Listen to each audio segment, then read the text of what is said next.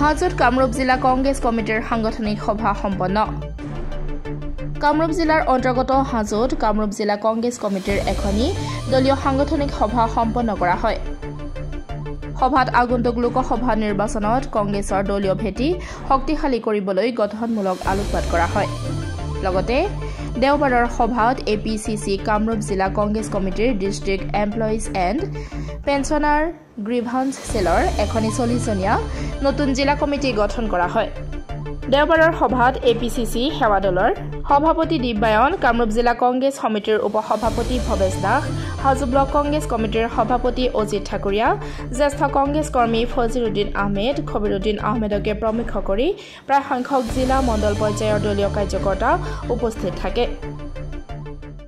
নিৰ্বাচন কেন্দ্ৰিক বুলি কথাবিলাকতো আমাৰ থাকিবই নিৰ্বাচনত এই বৰ্তমান অসমত যেতিয়াৰ পৰা জাতি মাটিৰ ভেটিৰ কথা কৈছিলে বিভিন্ন ধৰণৰ ভুৱা প্ৰতিশ্ৰুতি দিছিলে আৰু শোষণৰ শাসন চলাই থকা এই চৰকাৰখনৰ বিৰুদ্ধে আমি প্ৰত্যেকটো মুহূৰ্তত কংগ্ৰেছ দলৰ সৈনিকে অতন্দ্ৰ প্ৰহৰীৰ নিচিনাকৈ ৰাইজৰ লগত থিয় দি পেলাই এই অপশক্তিটোক উৎখাত কৰাৰ কাৰণে আমি যুঁজ দিছোঁ আৰু এইবাৰো এই 2024 লোকসভা নিৰ্বাচনত আমাৰ 14টা সমষ্টিতে আমি সকলোৱে মিলি আমি ইণ্ডিয়াৰ আমি একজুট হৈ পেলাই এই বিজতৰীয়া সংস্কৃতিটোক উৎখাত কৰাৰ কাৰণে আমাৰ কংগ্ৰেছ দলৰ প্ৰত্যেকজন সৈনিক কঁকালত টঙালি বান্ধিছে ৰাইজৰ লগত থাকি ৰাইজৰ কথাবিলাক উপস্থাপন যে আজি আপোনালোকে চাব সংসদত ৰাইজৰ হৈ পেলাই কোনো সাংসদে মাত মাতিব নোৱাৰে আজি এটা এনেকুৱা পৰিৱেশ কৰি তুলিছে ভাৰতবৰ্ষত অসমত ভয় ভীতি শংকা মানুহক এনেকুৱা ধৰণৰ প্ৰলোভনৰ ৰাজনীতি কৰি থাকিব হৈছিলে একফালে দিনক দিনে ৰাইজৰ মূল্য বৃদ্ধি কৰিছে আনফালে কৰৰ বুজাৰে শোষণ কৰিছে আৰু এফালে টিভিত চমক দেখাই পেলাই মানুহক এটা বেলেগ দিশলৈ নিবলৈ চেষ্টা কৰিছে কিন্তু অসমৰ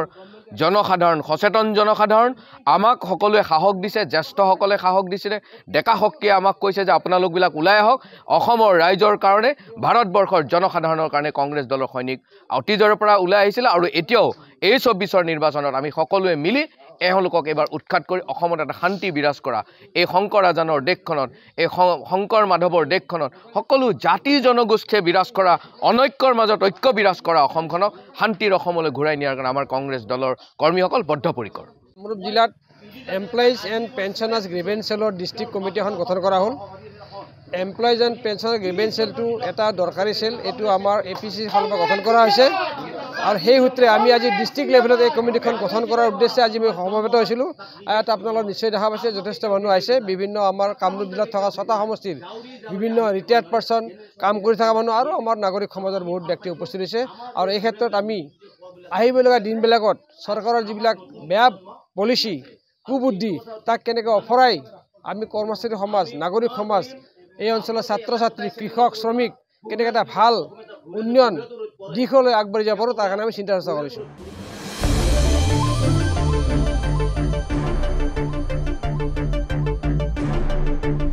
হাজোৰ পৰা অনামিকা কলিতাৰ ৰিপৰ্ট ডেমক্ৰেটিক আছাম